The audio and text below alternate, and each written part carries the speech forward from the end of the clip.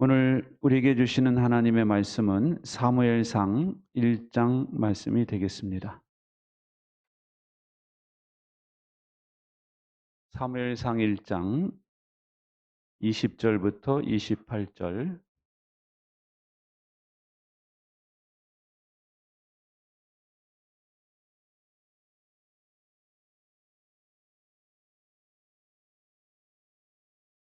다 찾으셨으면 자리에서 일어나셔서 저와 여러분이 한 절씩 교독하겠습니다. 사무엘상 1장 20절부터 28절입니다. 한나가 임신을 하고 달이 차서 아들을 낳았다. 한나는 주님께 구하여 얻은 아들이라고 하여 그 아이의 이름을 사무엘이라고 지었다.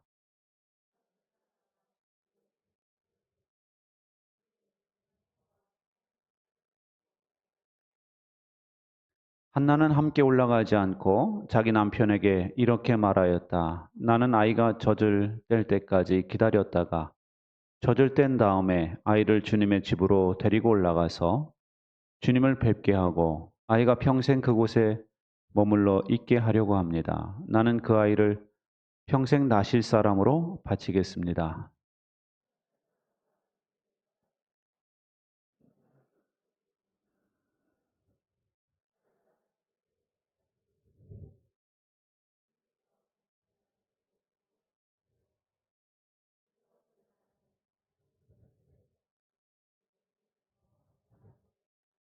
마침내 아이가 젖을 때니 한나는 아이를 데리고 3년 된 숫소 한 마리를 끌고 밀가루 한 에바와 포도주가 든 가죽 부대 하나를 가지고 실로로 올라갔다. 한나는 어린 사무엘을 데리고 실로에 있는 주님의 집으로 갔다.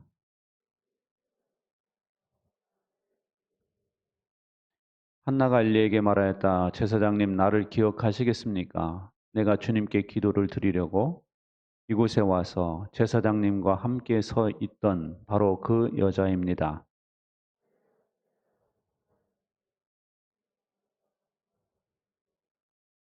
같이 읽겠습니다.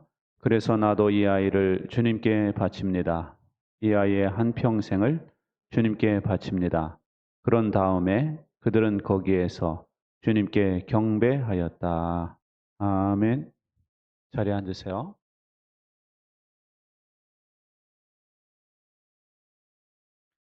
우리 속담에 화장실 들어갈 때 다르고 나올 때 다르다라는 말이 있습니다.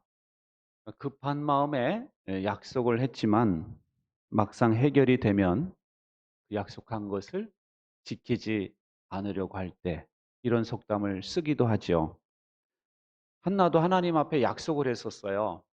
아이를 낳지 못할 때 하나님 앞에 약속을 했습니다. 저에게 아이를 낳게 하시면 그 아이를 하나님께 바치겠습니다. 평생을 나실인으로 하나님께 구별된 사람으로 완전히 바치겠다라고 약속을 했어요. 근데 여러분, 낳기 전이니까 무슨 약속을 못 하겠어요. 그렇잖아요? 애를 못 낳았는데 무슨 약속을 못 하겠습니까? 그런데 막상 애를 낳으면 그 아이가 얼마나 사랑스러운지 모르죠. 여러분 자녀를 처음 낳았을 때 생각해 보세요. 첫 아이. 얼마나 사랑스럽고 귀엽고 그렇죠? 눈에 넣어도 안 아프겠다. 그런 마음이 들지 않습니까? 그런데 한나는 아이를 낳지 못하던 여자가 낳았으니 그런 마음이 얼마나 더 들겠습니까? 그래서 약속을 했지만 그 약속을 지키는 것은 정말 어려운 일이었어요. 사실 약속을 지키지 않으려면요, 핑곗거리를 찾습니다.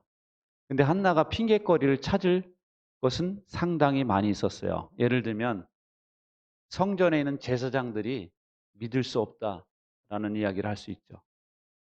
그 당시 홈리와 비느하스가 제사장이었는데 성전에서 수종드는 여인들을 겁탈을 하고 있었거든요. 이 소문이 다 들렸어요. 모든 백성이 다 알고 있어요.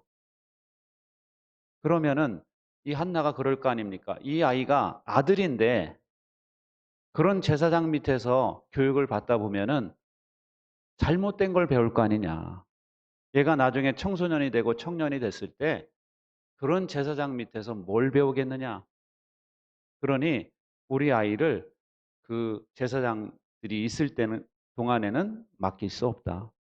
그 제사장들이 어디 뭐 하나님께서 심판을 내리셔서 없애버리시든지 하기 전에는 우리 아들을 못 바치겠다. 이렇게 말할 수가 있죠. 또 하나는 젖을 먹였거든요. 수유를 했는데 이 수유 기간은 엄마 마음이에요. 저도 어릴 적에 젖을 오랫동안 먹었어요. 막내라 그런지 지금도 생각납니다. 우리 어머니가 젖을 떼려고 이 여기다가 악가진기를 발랐어요. 근데 그거를 먹으니까 얼마나 떫고 시고 이상한지 제가 닦으라고 그러면서 막 횡포를 부렸던 기억이 아직도 제 생각에 납니다. 그 얘기는 뭐냐? 제가 꽤 오랫동안 먹었다라는 걸 알 수 있죠. 그러니까 이 아이를 수유하는 기간을 무한정 늘리는 거예요. 얘는 아직 먹어야 돼 하면서 계속 하면은 나중에 이 남편도 정이 들고 해가지고 뭘 바쳐 그냥 신앙생활이나 여기서 잘하게 하지. 이런 식으로 타협을 볼 수가 있거든요. 그런데 여러분 성경에 보니까 한나는 그러지 않았어요. 아이가 아직 어릴 때, 한참 어릴 때예요. 그때 젖을 과감하게 정리합니다. 그만 먹어도 된다. 이제 너는 다른 음식을 먹어도 된다. 해가지고 그만 먹이고 이 아이를 데리고 성전으로 올라가는 거예요. 바치러. 숫소 한 마리, 3년 된 숫소. 3년 된 숫소는요, 가장 값이 나가는 숫소예요. 근데 그 당시에는 숫소가 마을에 한 마리, 두 마리밖에 없었어요. 너무 비싸니까. 지금 트랙터가 뭐 마을에 한두 대 있어서 번갈아 가면서 밭을 갈듯이 숫소가 그런 개념이었어요. 그런데 이 한나가 그 숫소를 데리고 하나님 앞에 가서 약속대로 제사를 드리고 그 숫소를 잡고 이 아들과 이 아들을 하나님께 다 드리고 그리고 오더라는 것입니다. 그런데 여러분, 약속을 따라 이행한다고는 했지만 그의 마음이 얼마나 슬펐겠어요. 아들을 바쳤는데 이젠 그 아들을 못 봐요. 보고 싶어도. 그 아들을 바치고 올 때 얼마나 슬프고 우울했을까. 그런데 2장에 보니까 한나의 노래가 나오는데 기쁨이 넘쳐서 노래를 하고 있습니다.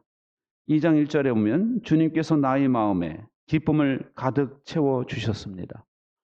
아니, 아들을 바쳤는데 왜 기쁠까? 여러분, 왜 기쁨이 가득했을까요? 그것은 바로 하나님에 대한 새로운 깨달음 때문이었다라는 것입니다. 하나님에 대한 새로운 깨달음. 하나님에 대한 깨달음이 없었다면 이 한나는 그렇게 기뻐할 수가 없었다라는 것이죠. 여러분, 한나는 믿음으로 반응하는 것을 통해서 하나님을 새롭게 발견했어요.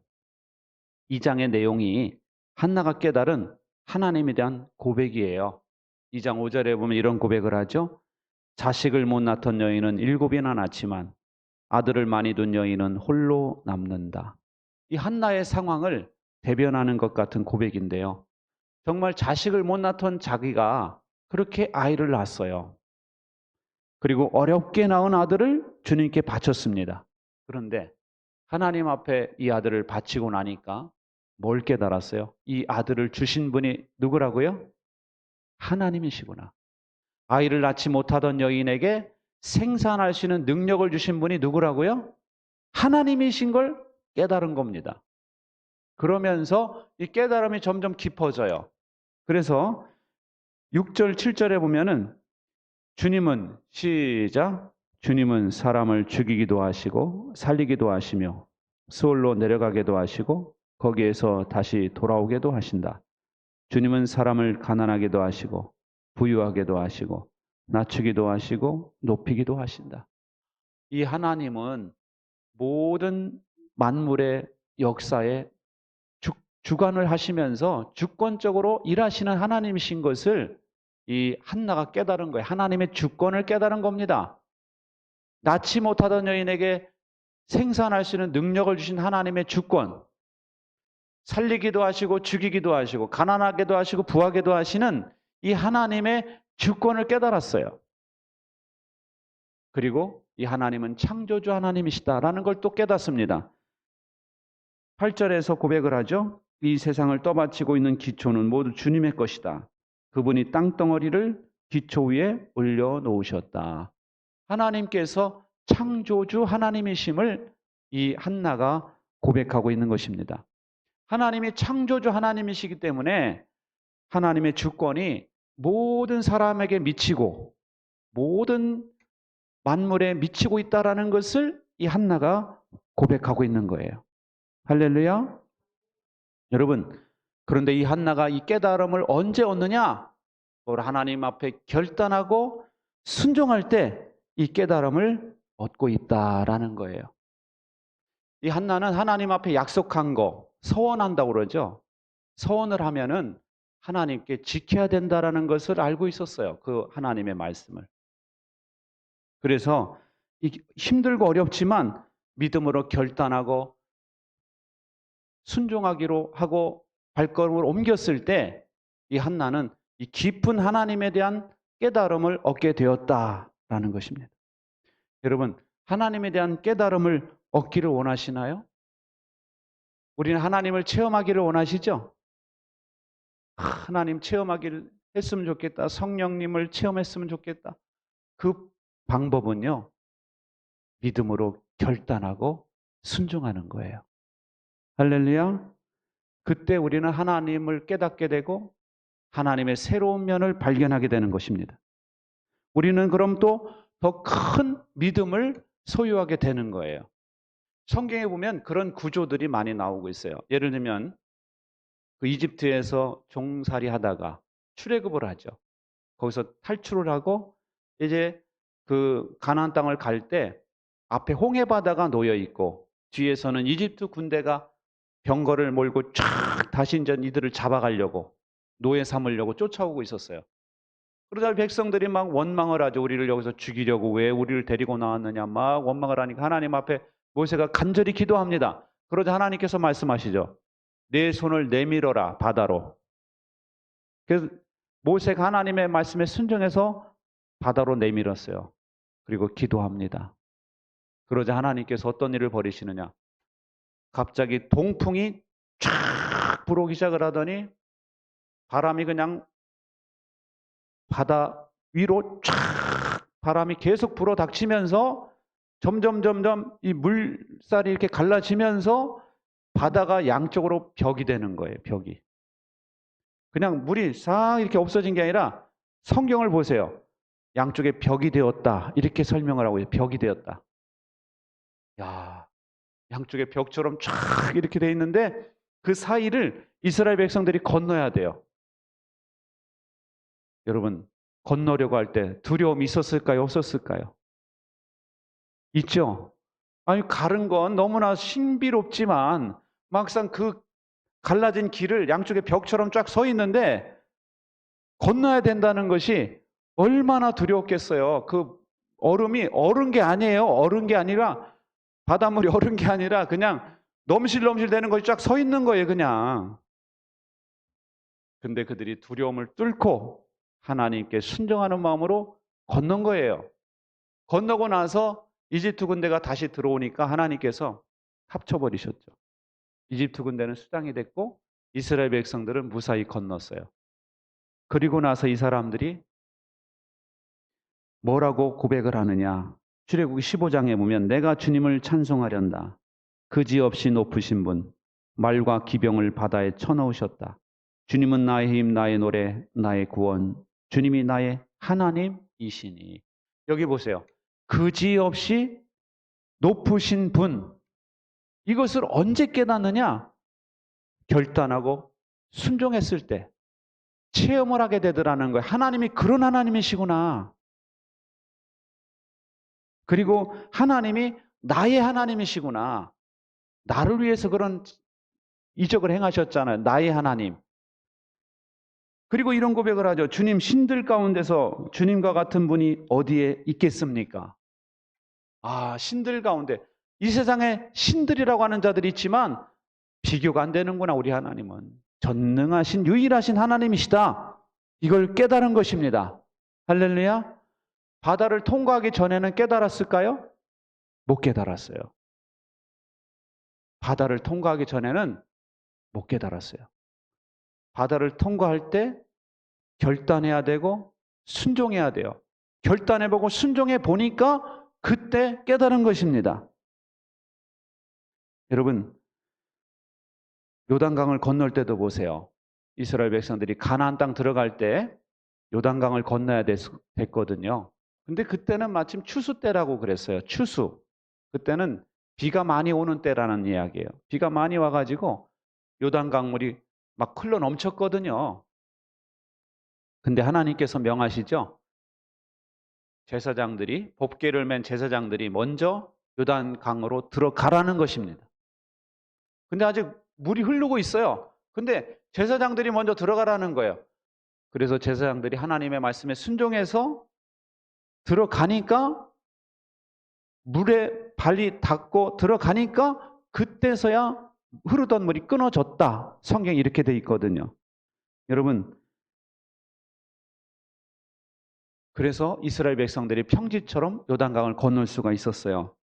여러분, 이처럼 결단하고 순종할 때 이스라엘 백성들은 하나님을 체험할 수 있었던 것입니다.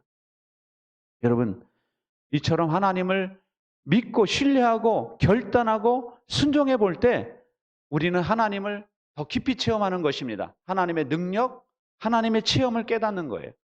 그러면 우리에게 더 큰 믿음이 생깁니다. 더 큰 믿음이 생기면 다음에 또 순종할 수 있어요, 없어요? 또 있죠.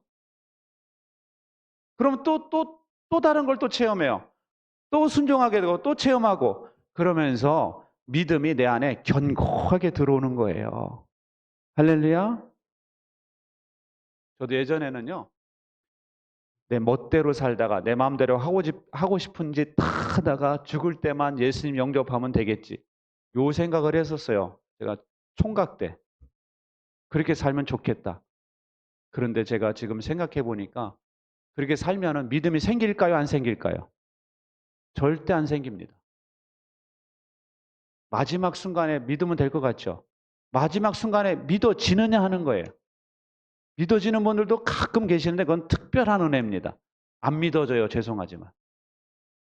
체험을 해야지 믿어지는 거예요. 할렐루야. 결단하고 체험하고 믿음이 생기고 또 결단하고 체험하고 믿음이 생기고 결단하고 체험하고 믿음이 생기고 이런 게 반복되면서 내 안에 견고한 믿음이 생기는 거예요. 그럼 우리는 더 영적인 부자가 되는 것입니다. 더 큰 은혜를 체험하게 되는 것이죠.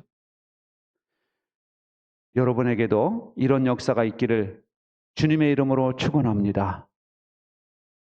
근데 어떤 분들은 믿고 싶다고는 말하는데 결단하지 않는 분들이 있어요. 그냥 은혜만 받으면 좋겠다.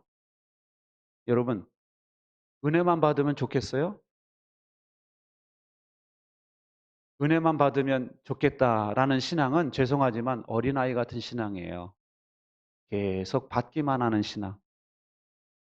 여러분, 은혜만 받기만 원하면요. 나중에 시련이 오잖아요. 시련을 견딜 수가 없어요.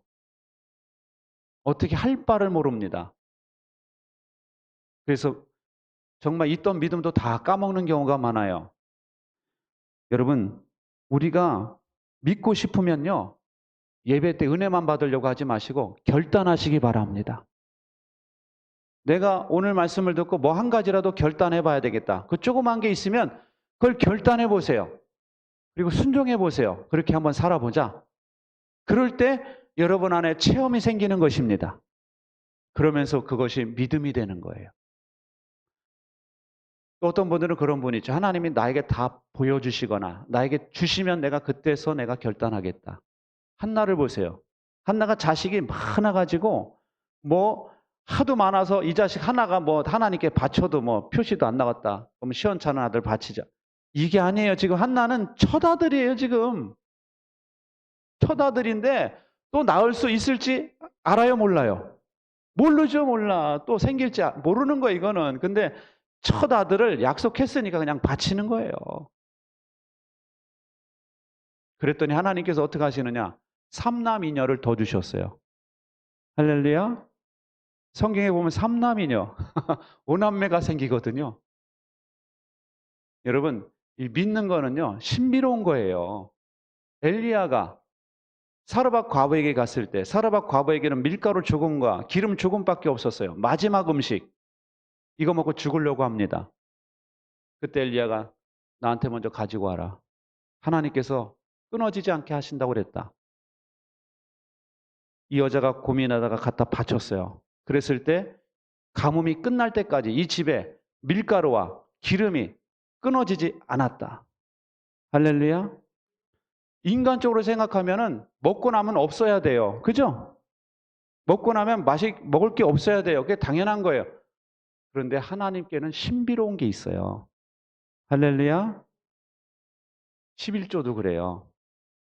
11조를 바칠 때 여러분, 이걸 바치면은 나에게 없어야 돼요. 이만큼 부족해야 돼요. 이만큼 내가 가난하게 살아야 돼요. 그렇게 생각하시나요? 그렇지 않더라는 거예요. 이걸 분명히 하나님께 바쳤는데 11조를 하기 전보다 훨씬 잘 살아. 그런 고백이 있어요, 없어요? 엄청나게 많습니다. 그럼 11조 안 바치는 나라는 엄청 잘 살겠죠. 세계적으로 보세요. 11조를 바치는 나라가 잘 사나 바치지 않는 나라가 못 사나? 비교가 안 돼요. 하나님을 인정하고 바칠 걸 바치는 나라 국민들이 엄청나게 잘 살고 세계를 주도하고 있어요. 바치지도 않고 또 우상에게 바치는 사람들이 있죠. 찢어지게 가난합니다. 너무너무 못 살아요. 여러분, 하나님께는요, 신비로운 게 있는 거예요. 여러분, 하나님께 약속한 것을 지키시기 바랍니다. 특별히 우리가 세례받을 때 약속한 게 있어요. 그것은 뭐냐면 예배를 드리기로 약속한 거예요. 이 세례받을 때 성도의 의무를 다하겠습니다. 약속했어요, 안 했어요? 이렇게 대답이 약합니까? 약속했어요, 안 했어요? 했죠? 성도의 의무 중에 첫 번째 의무는 예배의 의무예요. 핑계를 대려면 많죠. 코로나 때문에 경제를 먼저 회복시키고 내가 지금 내 코가 석자인데 지금 지금 한가하게 예배할 때냐고. 여러분, 예배는 한가할 때 드리는 게 아니라 목숨 걸고 드려야 되는 거예요. 할렐루야. 예배를 하게 되면은 다른 게 다 회복될 줄 믿습니다. 경제도 회복되고 인간관계도 회복되고 하나님과의 관계가 회복되면은 남편과의 관계, 이웃과의 관계, 친척과의 관계, 물질과의 관계 하나님이 다 해결해 주실 수 있어요.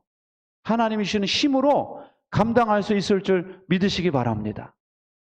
목장도 그래요. 목장도 왜 우리가 안 하던 거 하려면은 그동안 안 했는데 또 갑자기 하려면은 참 섬성글르다 그런 말 하죠. 참 이게 좀 망설여진다는 거죠. 저도 그래요. 저도 새벽기도 나올 때요. 어떤 때는 나오고 싶지 않습니다. 저도 자고 싶어요. 성도님들이 특히 얼마 안 나오실 때는 나도 그냥 나가기 싫다. 이런 때가 있습니다, 여러분.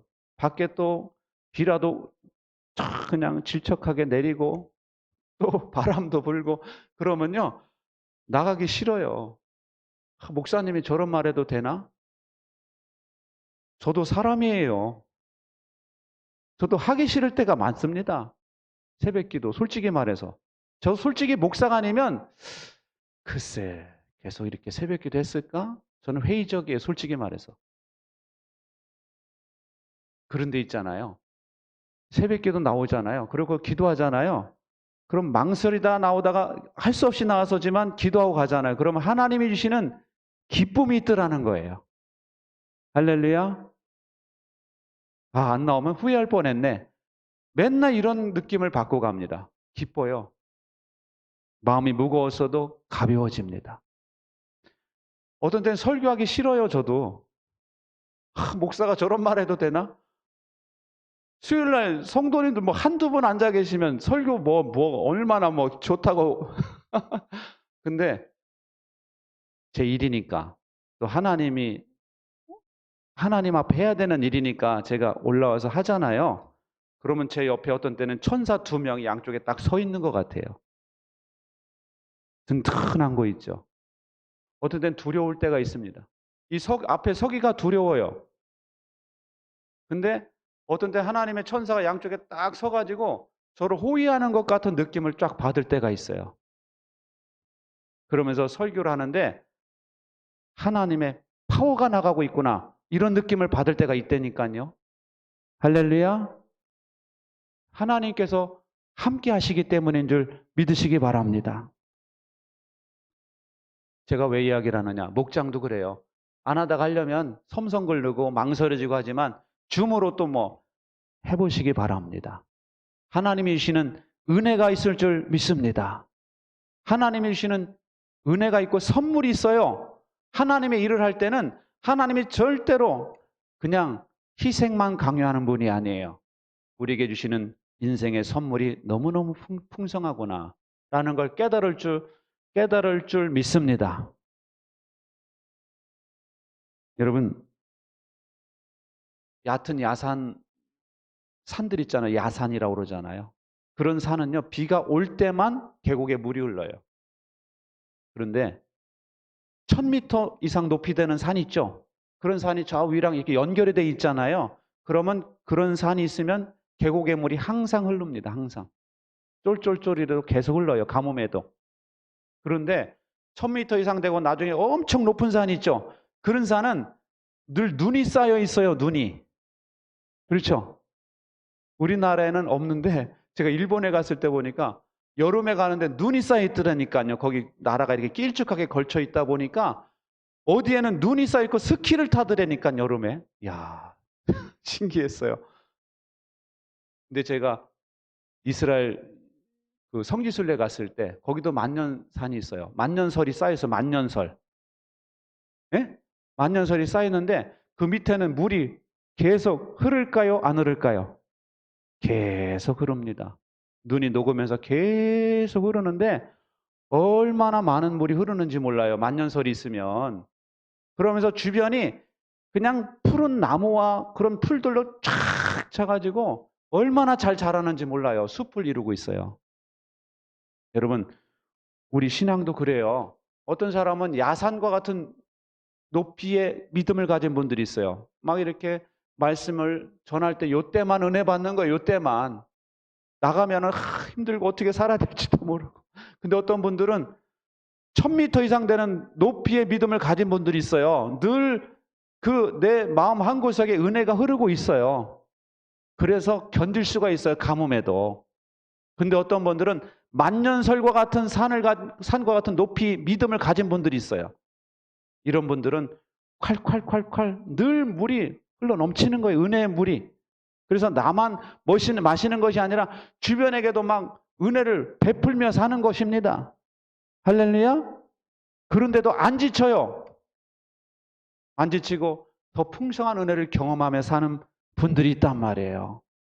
여러분의 믿음은 어느 수준입니까? 야산과 같은 믿음, 1000m 정도의 믿음, 아니면 만년설과 같은 믿음이십니까? 여러분, 만년설과 같은 믿음이 되시기를 바랍니다. 그래서 하늘로부터 늘 임하는 풍성한 은혜를 경험하시고 내가 누릴 뿐만 아니라 내 가족에게도 퍼주고 내 자식에게도 퍼주고 내 이웃에게, 목장 식구들에게, 모르는 사람들에게 은혜를 나눠줄 수 있는 풍성한 삶을 사시기를 바랍니다. 기도하겠습니다. 존귀하신 하나님, 이 시간에도 저희들에게 말씀으로 역사해 주시니 감사합니다. 하나님 아버지, 우리에게 한나처럼 믿음으로 결단하게 하여 주시옵소서. 순종하게 하여 주시옵소서. 하나님의 더 크심을 깨닫게 하여 주시고, 그리고 하나님으로부터 오는 놀라운 은혜를 날마다 누리며 베풀며 살기에 부족함이 없도록 인도하여 주옵소서. 예수님의 이름으로 기도하옵나이다. 아멘.